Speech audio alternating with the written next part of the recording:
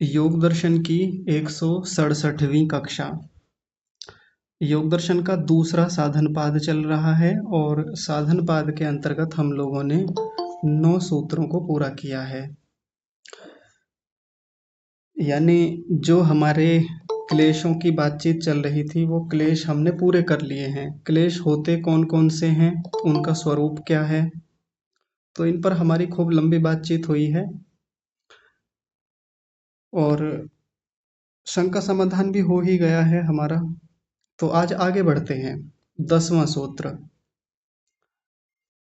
10वां सूत्र एक विशेष स्थिति को लेकर के है कि जब किसी योगी के भीतर जो क्लेश हैं वो दग्ध बीज स्थिति को प्राप्त हो जाते हैं। प्रतिपक्ष भावना करके, ध्यान में जा करके, समाधि में जा करके, या एक महाप्रतिपक्ष भावना शब्द अगले सूत्र में आएगा, महाप्रतिपक्ष भावना। तो इन उपायों को करके एक योगी अपने क्लेशों को क्या करता है, दग्ध बीज कर लेता है। दग्ध बीज करने का सीधा सा मतलब है कि अब वो आगे वृत्तियों को नहीं उठा पाएंगे। अब क्लेश तो भीतर हैं, लेकिन क्लेश एक ऐसी स्थिति में है जैसे चावल होते हैं। बड़े ध्यान से समझेंगे। चावल की क्या स्थिति होती है, जब तक उसके ऊपर छिलका लगा होता है, तुष लगा होता है, तुष बोलते हैं उसको, जिसको हम धान कहते हैं। जब तक वो तुष लगा हुआ है तब तक तो हम उसको भूमि में उत्पन्न कर सकते हैं, उसका अंकुरण करके नई धान पैदा कर सकते हैं। लेकिन अगर एक बार उसका छिलका हटा दिया तो एक प्रकार से ये जो चावल हमारे घरों में होता है, हमने इसको जलाया भी नहीं है, कोई और काम भी नहीं किया, लेकिन चावल को कितना भी अच्छी से अच्छी भूमि दे दीजिए, वो अंकुरण ही नहीं करता, वो नए पौधे को जन्म नहीं दे पाएगा। ऐसे ही यदि कोई बीज हमारे पास है, कोई दाना है, गेहूं का दाना है, हमने उसको भून दिया है, अग्नि पर गर्म कर दिया है, तो उसको कितनी भी अच्छी भूमि दे लें, खाद पानी दे लें, वो भी प्रसव को प्राप्त नहीं होता, यानी उससे भी अंकुरण नहीं बन पाता। वैसे ही ये जो अविद्या, अस्मिता, राग, द्वेष, अभिनिवेश जो क्लेश हैं, भीतर विद्यमान रहते हैं हमारे, लेकिन दग्ध बीज कर दिए हैं प्रतिपक्ष भावना से, क्रिया योग से या महाप्रतिपक्ष भावना से। किसी का प्रश्न हो सकता है कि जब ये भीतर हैं तो ये क्या कभी समाप्त नहीं होंगे, क्या ऐसे ही बने रहेंगे चित्त में?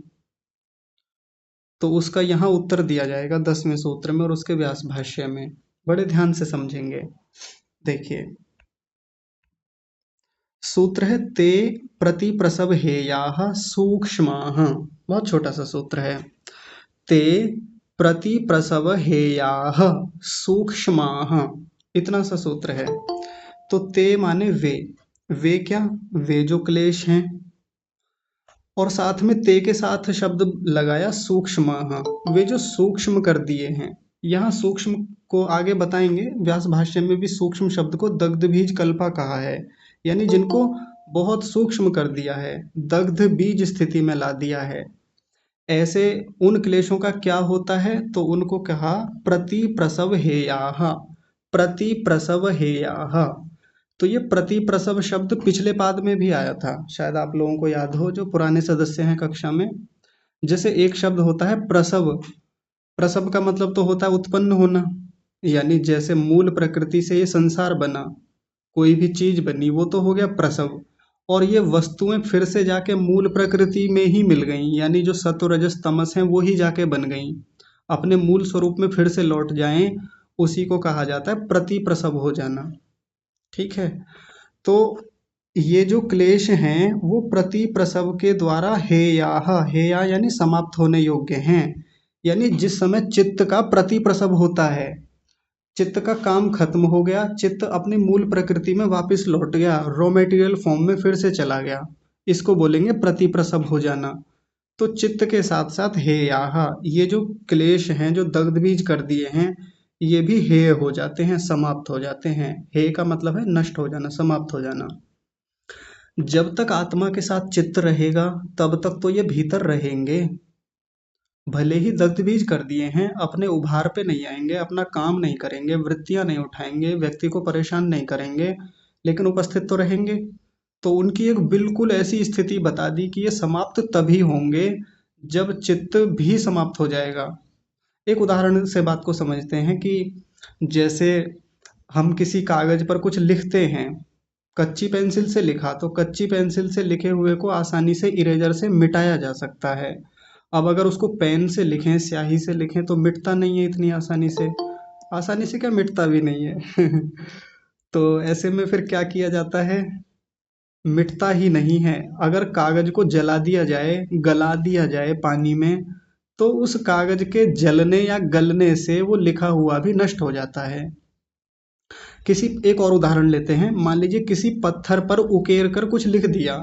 पत्थर पर लिख देते हैं ना, कई बार घरों में भी हम पत्थर लगाते हैं तो उस पर लिखवा कर लाते हैं कि ये उन व्यक्ति का भवन है।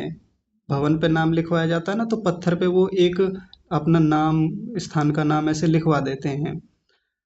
तो वो आसानी से छूटता नहीं है, आसानी से हम उसको हटा भी नहीं सकते क्योंकि बहुत गहरा लिखा हुआ होता है। अगर उस पत्थर को पीस दें, चूर्ण रूप में बना दें, खत्म कर दें, तो चूर्ण कहाँ चला जाता है, वो अपनी पुनः उसी स्थिति में चला जाता है जहाँ से बना था, जिस मिट्टी से बना था।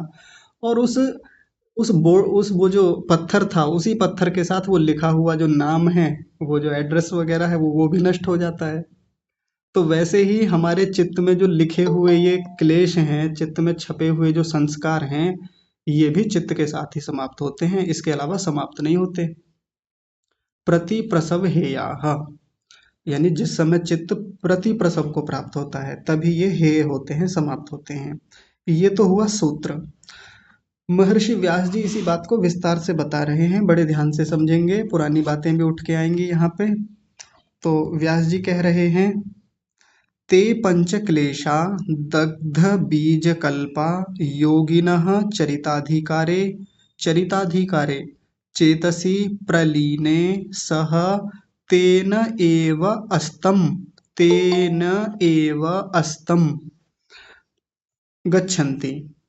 पहले एक एक शब्द को देख लीजिए, फिर अर्थ समझते हैं। ते पंच क्लेशा, और आगे शब्द है दग्ध बीज कल्पा, ये शब्द हमने खूब सुना है। और आगे है योगिनः, योगिनः, और योगिनः के साथ एक पूरा शब्द है चरिताधिकारे, चरिताधिकारे। और आगे चेतसी, ये शब्द तो खूब आया है। प्रलीने सह, और यहाँ देखिए तीन शब्द हैं, तेन एव अस्तम, तेन एव जमा अस्तम, और अंत में शब्द है गच्छन्ति। तो देखिए अब सूत्र में जो ते शब्द लिखा था ना, देखिए ऋषियों की बड़ी प्यारी शैली होती है, पीछे भी ऐसी शैली हमने खूब देखी है। जो ऊपर ते शब्द आया है, उस ते शब्द को खोला ते पंच क्लेशा, यानी वे जो पांच क्लेश हमने देख लिए हैं, अविद्या, अस्मिता, राग, द्वेष और अभिनिवेश। और आगे जो सूत्र में सूक्ष्म शब्द है, सूक्ष्म शब्द को खोला दग्ध बीज कल्पा, यानी जिन क्लेशों को सूक्ष्म कर दिया है हमने, इतना सूक्ष्म कर दिया, इतना जला दिया उनको, इतना भून दिया प्रसंख्यान अग्नि के द्वारा, प्रतिपक्ष भावना के द्वारा, कि अब वो दग्ध बीज स्थिति में है। यहाँ केवल उन्हीं की बात चल रही है। और कह रहे हैं योगिनः चरिताधिकारे चेतसी, योगिनः योगी का, चरिताधिकारे यानी जिसका, चेतसी, चेतसी का मतलब होता है चित्त, जो मन है, उस चित्त के चरिताधिकार हो जाने पर। अब ये चरिताधिकार क्या है, तो आपने पीछे कई सारे शब्द सुने होंगे। एक शब्द था अवसित अधिकार, है ना, पिछले पाद में आया था अवसित अधिकार। और एक शब्द आया था समाप्त अधिकार, और आज एक तीसरा शब्द आया है चरिताधिकार। ये तीनों शब्द एक ही हैं, इनका तात्पर्य एक ही है। आप लोग लिख लीजिए, याद रहेगा। देखिए मैं बता देता हूँ, नए सदस्यों के लिए जानकारी हो जाएगी। एक शब्द था अवसित अधिकार,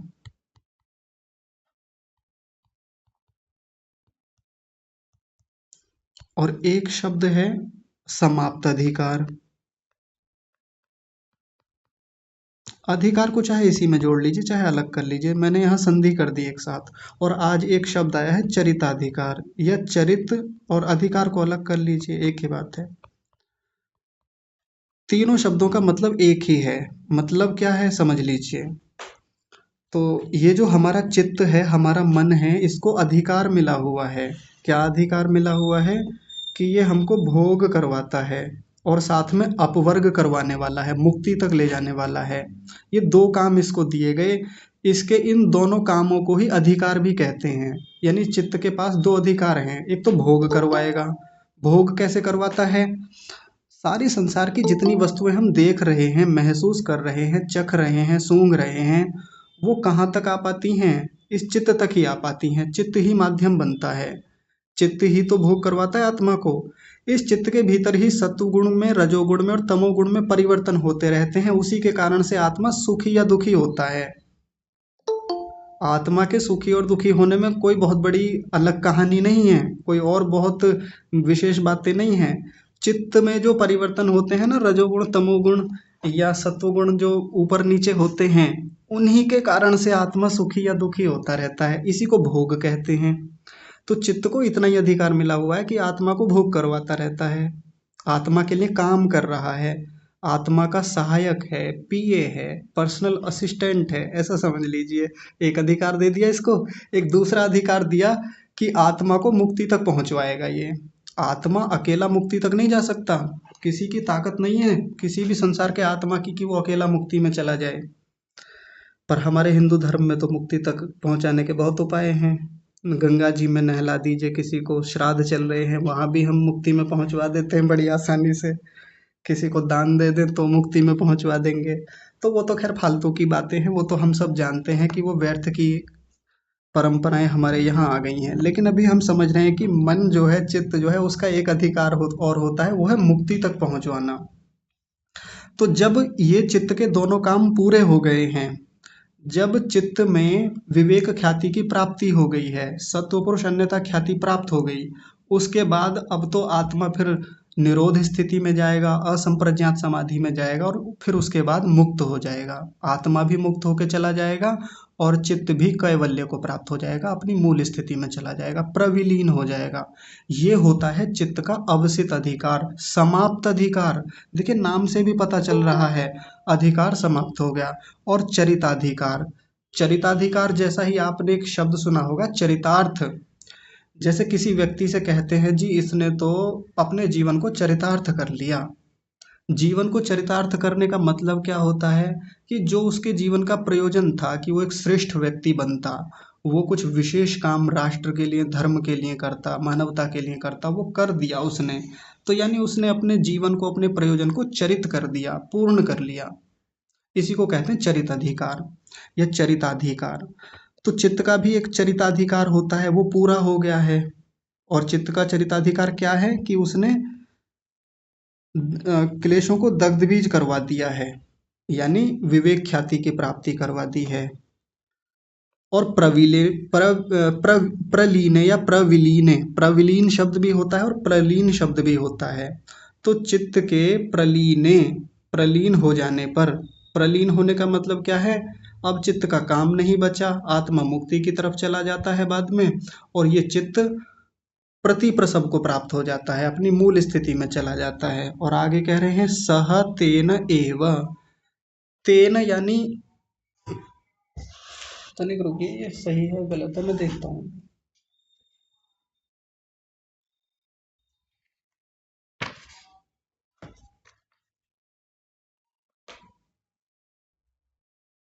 हाँ देखिए, तो तेन एव सह, तेन माने उसके, सह माने साथ और एव माने ही, उसके साथ ही। उसके किसके साथ? यानी उस चित्त के साथ ही। वो जो चित्त प्रलीन स्थिति को पहुंचा है, अपनी मूल स्थिति में वापस चला गया है, नष्ट हो गया है, उसके साथ ही अस्तम गच्छति। ये जो दग्ध बीज हुए क्लेश हैं, ये भी उस चित्त के साथ ही अस्त हो जाते हैं। अस्तम गच्छति, अस्त शब्द होता है ना, आपने अस्त सुना होगा, कहाँ सुना है? सूर्यास्त, सूर्य का जब अस्त होना होता है, तो हम मोटा मोटा मान के चलते हैं कि उस समय सूर्य का प्रकाश नष्ट हो रहा होता है, समाप्त हो रहा होता है। नष्ट नहीं होता वैसे तो, लेकिन अस्त शब्द का मतलब नष्ट होने के अर्थ में भी होता है। तो जिस समय चित्त नष्ट होने की स्थिति में चला जाता है, समाप्त हो रहा होता है, तेन एव सह, उसके साथ ही अस्तम गच्छति, ये जो दग्ध बीज हो गए क्लेश हैं, ये भी नष्ट हो जाते हैं। आसान लग रहा है, लेकिन इतना आसान थोड़ा ही है। लोगों के जन्मों बीत जाते हैं, हजारों लाखों करोड़ों जन्म हो गए, लेकिन ये स्थिति इतनी आसानी से प्राप्त थोड़ी होती है, लंबी साधना लगती है, जन्म निकल जाते हैं। अभी तो हम लोगों ने मान लीजिए पिछले 1 साल से हम योग दर्शन पढ़ रहे हैं ठीक से, जब हमने समझना शुरू किया तब हमको पता चला कि क्लेश नाम की भी कोई चीज़ होती है, और क्लेश ऐसे काम भी करते हैं भीतर, और क्लेशों की ही मुख्य भूमिका है सारे कर्मों को बनवाने में। आगे आने वाला है 2-3 दिन में सूत्र आएगा कि सारे कर्माशय जो हमारे बनते हैं ना, हम जितने भी कर्म कर रहे हैं इन क्लेशों के कारण से ही कर पा रहे हैं, अच्छे हों या बुरे हों। और इन क्लेशों से ही कितना बंधन हमारा होता है, कितना जीवन कष्ट में होता है, यही बंधन में ला रहे हैं। बार बार जन्म होता है, मृत्यु होती है, इन्हीं के कारण से होती है। ये तो हमको योग दर्शन पढ़ के पता चला, लेकिन अब भी क्या हमने पढ़ लिया तो हमारे क्लेश समाप्त हो गए पढ़ने मात्र से? नहीं हुए। तो इस जन्म में बचपन से लेकर अब तक कितने क्लेश हमने अपने भीतर अर्जित कर रखे हैं, कितनी गहराई से घुसे हुए हैं, प्रसुप्त स्थिति में है, तनु बना रखे हैं, या विच्छिन्न है, या उदार स्थिति में है। हम कितने क्लेशों को आज तक खत्म नहीं कर पाए। प्रतिपक्ष भावना का हमको पता नहीं था, हमने काम नहीं किया। ये तो इस जन्म की बात है। अब कितने जन्म तो ऐसे निकल गए जिनमें विद्या थी ही नहीं, हमारे पास स्वाध्याय था ही नहीं, ये ज्ञान, ये उत्तम विद्या हमको मिली ही नहीं। तो क्लेश कितनी गहनता से हमारे चित्त में बैठे हुए थे, उपस्थित थे। तो जितनी गहराई से ये क्लेश हमारे चित्त में आकर के बैठ गए, उपस्थित हो गए, अब इतनी आसानी से जाएंगे थोड़ी। इनको निकलने में, इनको तनु स्थिति में जाने में, दग्धबीज होने में, और फिर अंत में समाप्त होने में कितना समय लगेगा, आप कल्पना करके देखिए। जैसे एक मकान है, अब वो उसमें कोई रहता नहीं है, ना कोई आता है ना सफाई करता है। तो अब ऐसे मकान में क्या होता है, गंदगी आती रहती है, आती रहती है, सफाई हो नहीं रही है। और कितना भी कमरे को, कितना भी मकान को बंद कर दें, धूल मिट्टी तो आ ही जाती है, कहीं ना कहीं से आती रहती है, आती रहती है, इकट्ठी होती रहती है। और जब वर्षों बाद उस घर को खोल कर देखा जाता है, तो हम कहते हैं कि यार, बंद तो अच्छे से करके गए थे, ये इतनी धूल मिट्टी कहाँ से आ गई। और जब सफाई करने की बात आती है, तो फिर कितना समय लगता है स्वच्छता करने में, उसको बहुत समय लगता है साफ करने में, और उतनी आसानी से साफ होता भी नहीं है। वैसे ही चित्त के भीतर जो गंदगी है, मल है, इन क्लेशों को मल कहा है। प्रथम पाद के 8वें सूत्र में इनको कहा था कि ये चित्त के मल हैं, चित्त की गंदगी है ये। और वहां ये कहा था 8वें सूत्र के व्यास भाष्य में कि इन क्लेशों को आगे देखेंगे दूसरे पाद में, तो अब हमने देख लिए। तो इन मलों को पहचानना है हमारे भीतर कैसे हैं, फिर इन पर काम करना है। अब अगले सूत्र में देखिए कैसे काम करना है इनको, और थोड़ा सा विस्तार से बता रहे हैं। पीछे भी बताया था, लेकिन उसी बात को थोड़ा और अलग तरीके से खोलकर बता रहे हैं। बहुत छोटी सी बात है। देखिए, सबसे पहले अवतरणिका। अवतरणिका यानी भूमिका। 11वें सूत्र से पहले एक बात कह रहे हैं, स्थितानाम तु बीज भावोपगतानाम। स्थितानाम तु बीज भावोपगतानाम। स्थितानाम यानी जो स्थित हैं, जो भीतर उपस्थित हैं। और कैसे हैं, बीज भावोपगतानाम, बीज भाव को प्राप्त हुए हैं, यानी हैं तो भीतर ही, लेकिन कैसे हैं वो, क्लेश अभी बीज भाव को चले गए हैं। जैसे उदाहरण के लिए बात को समझते हैं कि हमको कहीं से राग हुआ और बहुत गहरा राग है, और इस समय उदार अवस्था में है, लेकिन उदार अवस्था में अभी चल रहा है मामला। पिछले 1-2 साल से किसी वस्तु या व्यक्ति के प्रति बहुत गहरा लगाव, बहुत गहरी आसक्ति हो गई, शुरुआत ही हुई थी अभी हमारी, 1-2 साल हुए हैं बस। लेकिन धीरे धीरे वो राग इतना गहरा होता चला जाता है, गहरा होता चला जाता है, बहुत सुख लिया हमने, राग लंबा चला गया, वो व्यक्ति भी छूट गया, सारी चीजें खत्म हो गई। लेकिन ये ना समझ ले कि व्यक्ति चला गया तो राग भी चला गया, व्यक्ति चला गया तो द्वेष चला गया, या मृत्यु की कोई चीज नहीं सामने आई तो अभिनिवेश क्लेश खत्म हो गया हमारे भीतर से, ऐसे थोड़ी होता है। बीज भावोपगता नाम, बीज भाव को प्राप्त हो जाता है, अंदर जाकर बीज के रूप में बैठ जाता है। भले ही हमने चाहे तनु कर लिया हो, उसको कमजोर कर लिया हो, लेकिन है तो भीतर बीज के रूप में रखा हुआ है। आलम्बन मिलेगा फिर से खड़ा हो जाएगा। वो व्यक्ति फिर से सामने आ जाए तो फिर से द्वेष हो जाता है हमको, वो व्यक्ति सामने फिर से आ जाए राग हो जाता है। मृत्यु की कोई चीज देख लें, अचानक से मृत्यु जैसा कुछ सामने आ जाए तो वो अभिनिवेश क्लेश फिर से जागृत हो जाता है। तो बीज स्थितानाम तो बीज भावोपगतानाम, स्थित हैं वो भीतर अभिक्लेश, और किस रूप में है, बीज भाव को प्राप्त हुए हैं। ये पिछली स्थिति को बता रहे हैं। जो 10वें सूत्र में कहा वो चर्चा नहीं है, वो तो एक चर्चा कह के खत्म कर दिया यहाँ पे। ये तो अब अंतिम स्थिति बता के बात को खत्म कर दिया, पीछे फिर से लौटे हैं कि जिस समय उन क्लेशों को हमने, जो हमारे उदार अवस्था में आए थे, क्लेश हमको परेशान कर रहे थे, तो वो क्या होता है कि वो स्थित रहते हैं भीतर बीज रूप में। तो उन्हीं के बारे में बात कर रहे हैं कि उनको कैसे खत्म किया जाता है, तनु स्थिति में कैसे लाया जाता है। तो 11वां सूत्र है, छोटा सा है, देखिए बहुत आराम से समझेंगे, गहरी बातें हैं। ध्यान हेयास्तद वृत्तयः, ध्यान हेयाः तद वृत्तयः, थोड़ा अजीब सा दिख रहा होगा ना, तद वृत्तयः, ये दो शब्द यहाँ हैं जो संधि होने से बड़े अजीब से दिख रहे हैं, मैं लिख देता हूँ। देखिए एक तो तद शब्द है और एक वृत्तयः उसके नीचे लिखा हुआ है ऐसे, ठीक है, आपको समझ में आ गया होगा, तद वृत्तयः। हाँ जी ठीक है, ऐसे ही है। ध्यान हेयाः तद वृत्तयः, तद वृत्तयः, पहले इसी शब्द को लेते हैं। तद वृत्तयः यानी उन क्लेशों की जो वृत्तियां हैं, तद माने उनकी, किसकी, वो जो क्लेश हैं उनकी, वृत्तयः यानी वृत्तियां, क्लेशों की अपनी वृत्तियां होती हैं।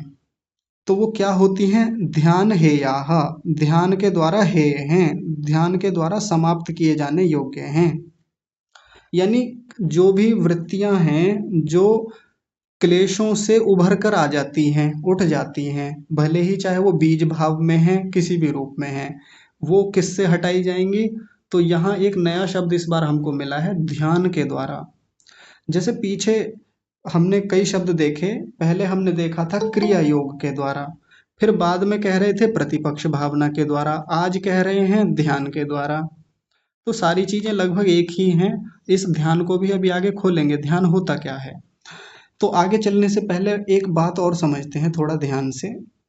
जैसे आपके मन में ये प्रश्न आ सकता है कि ये जो क्लेश होते हैं हमारे चित्त में किस रूप में होते हैं, हम कैसे समझें कि हमारे भीतर किस रूप में ये रखे हुए होते होंगे, कैसे स्थित हैं ये। तो हमारे चित्त में क्लेश दो रूप में होते हैं, एक तो संस्कार के रूप में और एक वृत्ति के रूप में। यानी संस्कार बना हुआ है, छाप बनी हुई है। किसी व्यक्ति से हमारा राग हुआ, सुख ले रहे थे, बातें होती थी उससे, उस वो व्यक्ति जब हमारी प्रशंसा करता था हमको अच्छा लगता था, वो व्यक्ति हमको और प्रेम की बातें करता था, अच्छा लगता था, सुख लेते थे, राग हो रहा था। ये राग होने से इस राग नाम के क्लेश की छाप हमारे चित्त पर बन रही थी, या दर्शन की भाषा में कहें तो संस्कार बन रहा था।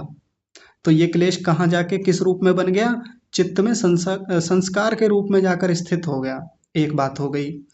अब इसी जो ये जो संस्कार है, जब ये संस्कार को कभी आलंबन मिलेगा, संस्कार कह लीजिए, बीज रूप में कह लीजिए कि बीज रूप में भीतर रखा हुआ है, अब इसको कभी भविष्य में आलंबन मिल जाए, वही व्यक्ति सामने आके खड़ा हो जाए, यह याद आ जाए, स्मृति उठ जाए, तो यही किस रूप में आ जाता है, वृत्तियों के रूप में बाहर आ जाता है, प्रकट रूप में बाहर आ जाता है। तो क्लेशों का जो प्रकट रूप है वो एक प्रकार से वृत्तियां ही हैं। यानी अब तक तो वो भीतर संस्कार के रूप में था, तो पकड़ में भी नहीं आता था, क्योंकि संस्कारों को हम पकड़ नहीं सकते, संस्कारों को हम देख नहीं सकते, महसूस नहीं कर सकते। वो तो जब उसकी स्मृति आती है, जैसे कोई व्यक्ति चला गया हमारे जीवन से, बहुत राग था, लेकिन एक दिन बैठे थे, अचानक से उसकी याद आ गई, याद आ गई तो आंखें भर आईं, याद आ गई तो अजीब सा मन हो गया। अब वो पुरानी बातें याद आ रही हैं कि ऐसे मिलते थे, ऐसे बातें होती थी, ये था, तब कितने अच्छे लगते थे, तब कितना मजा आता था। तो ये जो याद आके जो ये स्थितियां बन रही है, ये उस क्लेश की वृत्ति है। वृत्ति को हमारे चित्त का परिदृष्ट धर्म कहा जाता है। परिदृष्ट धर्म मतलब जिसको देखा जा सके, जिसको पकड़ा जा सके, जो पकड़ में आ जाता है हमारे। और संस्कार चित्त का अपरिदृष्ट धर्म होता है। चित्त को पकड़ में नहीं सकते आसानी से हम, चित्त को देखा नहीं, संस्कार को देखा नहीं जा सकता, संस्कार को पकड़ नहीं सकते हम कि संस्कार कैसे होते हैं भीतर। तो ये समझने वाली बात है कि ये जो चित्त की जो वृत्तियां हैं, क्लेशों की जो वृत्तियां हैं, ये ध्यान के द्वारा हेय हैं, ध्यान के द्वारा समाप्त किए जाने योग्य हैं। अब इस ध्यान को आगे खोलेंगे कि ये ध्यान है कैसा ध्यान। तो देखिए व्यास भाष्य, व्यास भाष्य में कह रहे हैं क्लेशानाम या वृत्तयः स्थूलाः ताः क्रियायोगेन तनुकृताः सत्ययः, थोड़ा सा टाइपिंग मिस्टेक है यहाँ पर, विसर्ग है, सत्ययः, सत्यः, हाँ सत्यः है केवल, प्रसंख्यानेन ध्यानेन हातव्या यावत् सूक्ष्मीकृता यावत् दग्धबीज कल्पा इति। एक बार पहले सभी शब्दों को देखिए जी। क्लेशानाम या वृत्तयः स्थूलाः ताः, दो शब्द हैं स्थूलाः और ताः, फिर आगे है क्रिया योगेन, फिर उसके आगे कहा तनुकृताः, फिर है सत्यः, फिर है प्रसंख्यानेन, और उसी के आगे लिख दिया ध्यानेन, हातव्या यावत् सूक्ष्मीकृता, यावत् शब्द है और साथ में है सूक्ष्मीकृता, सूक्ष्मीकृता, सूक्ष्म शब्द नहीं होता, सूक्ष्म होता है, सूक्ष्म, सूक्ष्मीकृता यावत् दग्ध बीज कल्पा। देखिए दो शब्द हैं इसमें, यावत् और दग्ध बीज कल्पा, और अंत में है इति। तो देखिए अर्थ समझते हैं।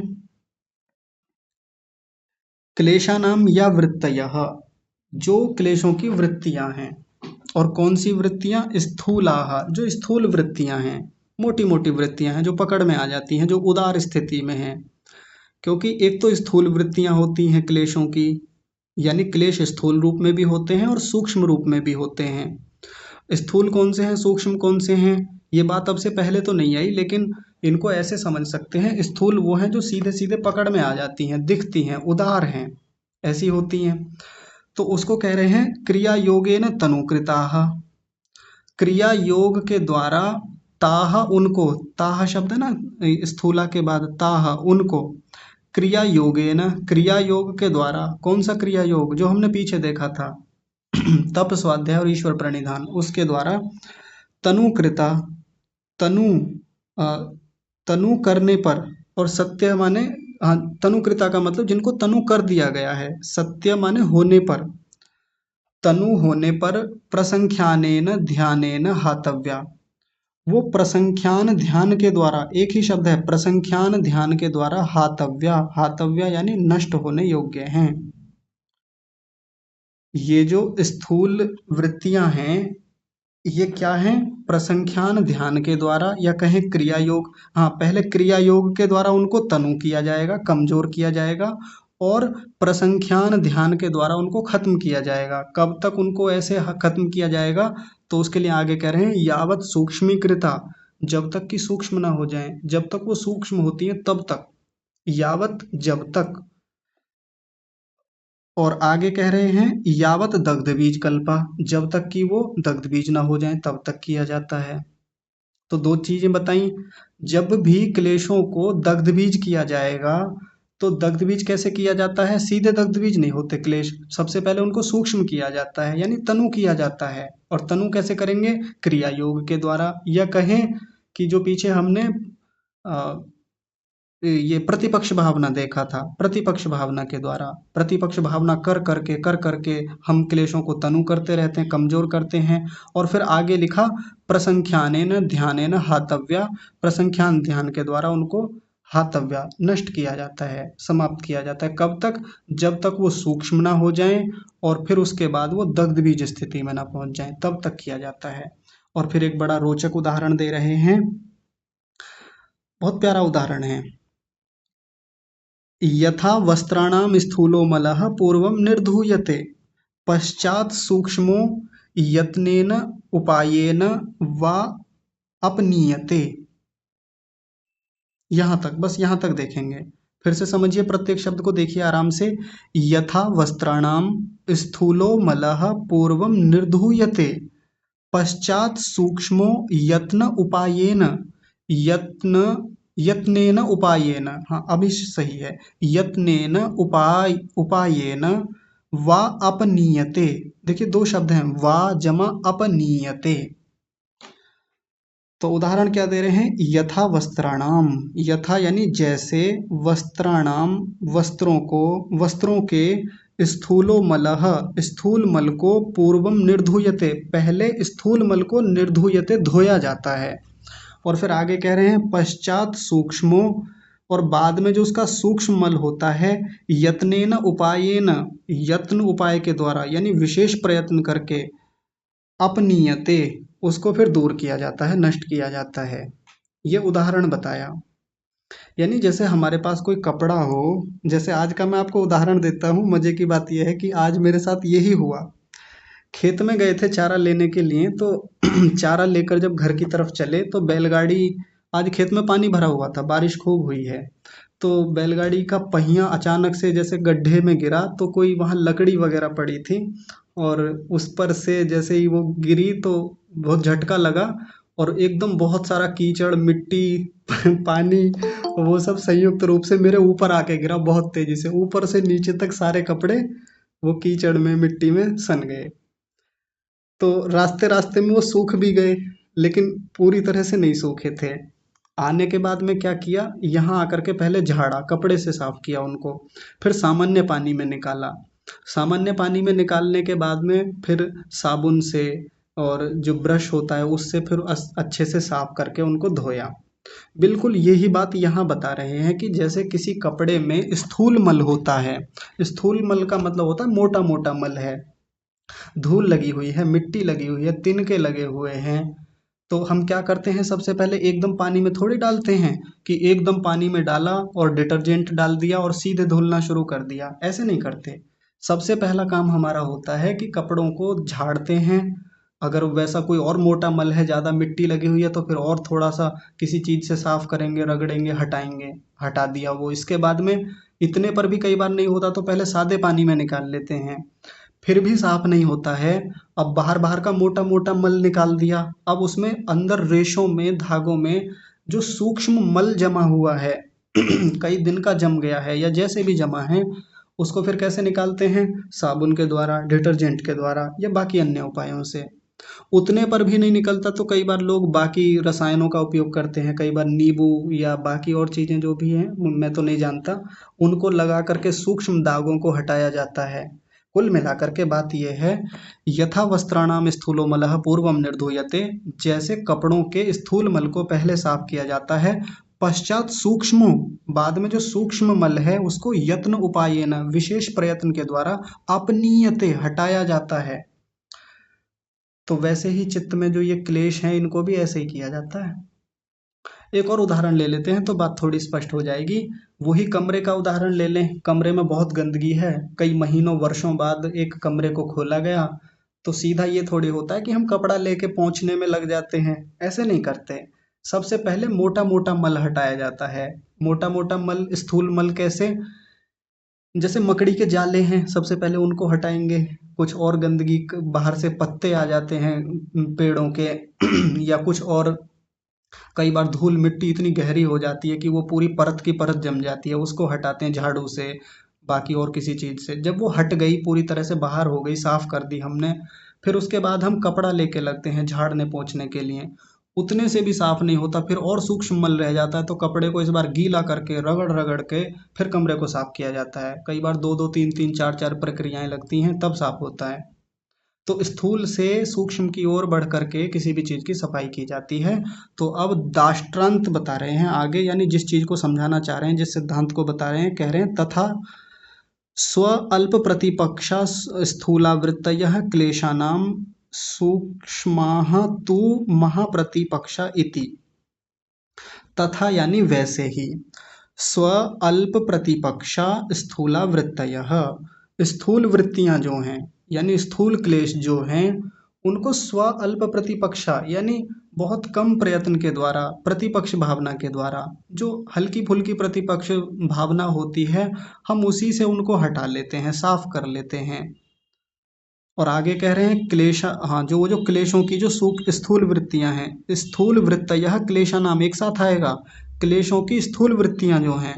और आगे कह रहे हैं सूक्ष्माः तु महाप्रतिपक्ष पक्षाइति, लेकिन जो सूक्ष्म वृत्तियां हैं उनको तो महाप्रतिपक्ष भावना के द्वारा हटाया जाता है। अगर हम सोच लें कि ये भी ऐसे ही हट जाएंगी, सूक्ष्म वाली जो हैं, सूक्ष्म वृत्तियां जो हैं, कि ऐसे ही छोटा मोटा हमने काम कर लिया, छोटी मोटी प्रतिपक्ष भावना कर ली, थोड़ा बहुत ध्यान कर लिया, साधना कर ली, उससे हट जाएंगी? नहीं, उसके लिए महाप्रतिपक्ष भावना शब्द लिखा है यहाँ पे। महाप्रतिपक्ष भावना क्या है और ये अल्प प्रतिपक्ष भावना क्या है, तो आइए मोटा मोटा ऐसे ही समझ लेते हैं उदाहरणों से। राग है किसी व्यक्ति के प्रति, तो जब राग होता है तो हम सीधी सी बात है ध्यान के द्वारा, देखिए ये ध्यान शब्द जो है, ध्यान शब्द दो रूपों में आता है। एक तो विचार जब हम करते हैं, आराम से कहीं बैठे हैं एकांत में, विचार चल रहा है, मनन चल रहा है, किसी ने हमारे साथ कैसे, हमारा किसी के साथ कैसे राग हुआ, द्वेष हुआ, कहाँ से शुरुआत हुई थी, कहाँ से हमने सुख लिया था उस व्यक्ति में, कहाँ से सुख बढ़ता चला जा रहा था, राग बढ़ता चला जा रहा था, तो ये जो चिंतन चल रहा है इसको भी ध्यान कहा जाता है।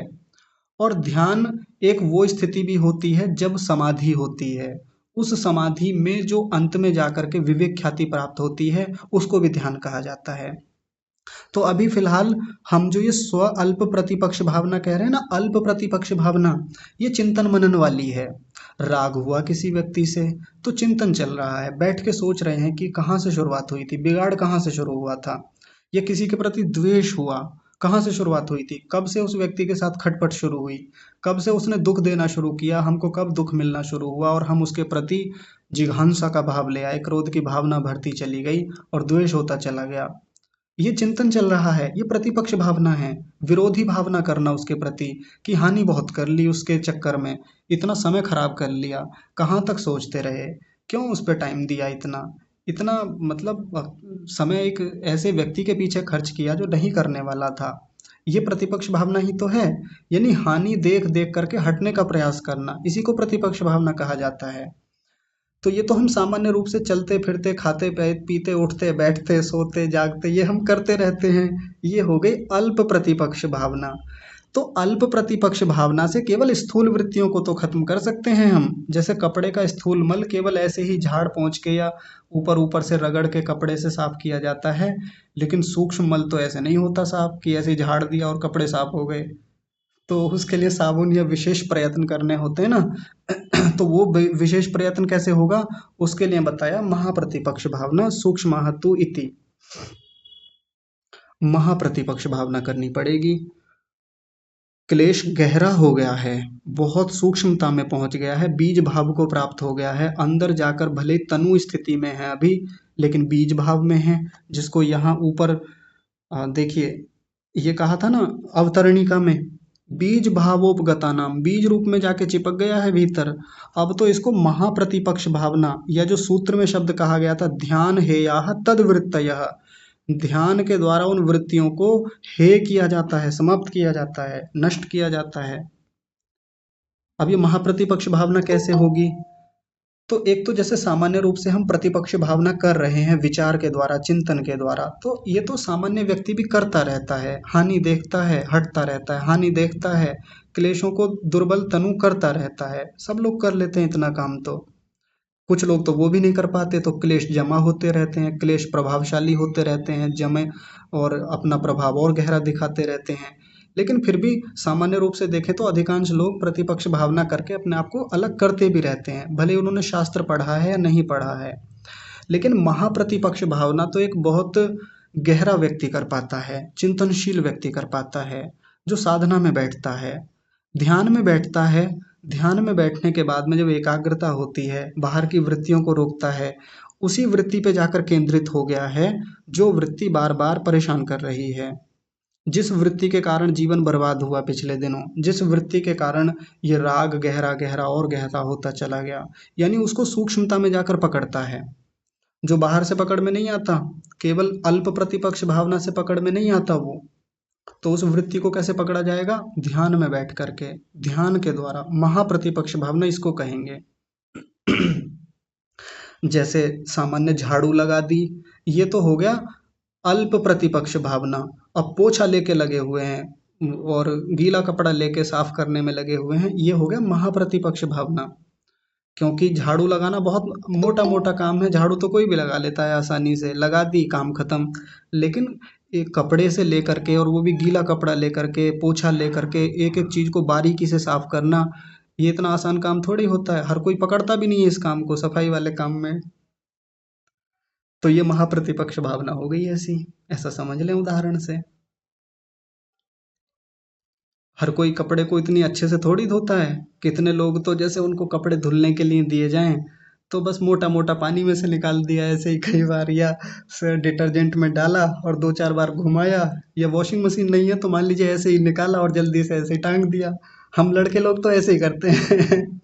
हम हमारे काम तो स्वल्प प्रतिपक्ष भावना वाले ही होते हैं, ऐसे मोटा मोटा पानी में से निकाल दिया और डाल दिया।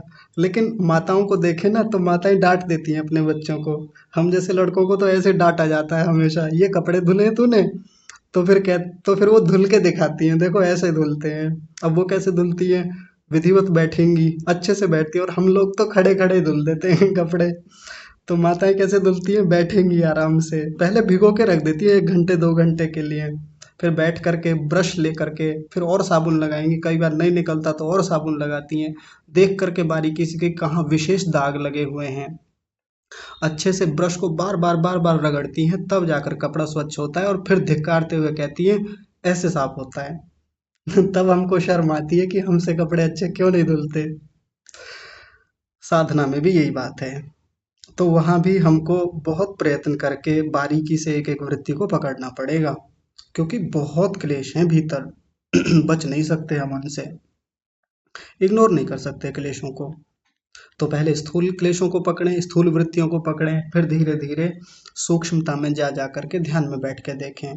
क्योंकि जैसे सामान्य व्यवहारिक जीवन में हम चिंतन कर भी लें, प्रतिपक्ष भावना कर भी लें, तो उतनी सूक्ष्मता में नहीं जा पाते। सूक्ष्मता में जाने के लिए तो ध्यान में बैठना ही होता है हमको, और एकाग्रता में, और एकाग्रता में। जब और एकाग्रता आएगी और गहराई आएगी तो समाधि भी लगेगी एक दिन। समाधि लगेगी तो समाधि में विवेक ख्याति होगी, तब तो ये पूरी तरह से सूक्ष्म हो ही जाएंगे, तब तो पूरी तरह से फिर इनको तनु करके फिर दग्ध बीज कर दिया जाएगा।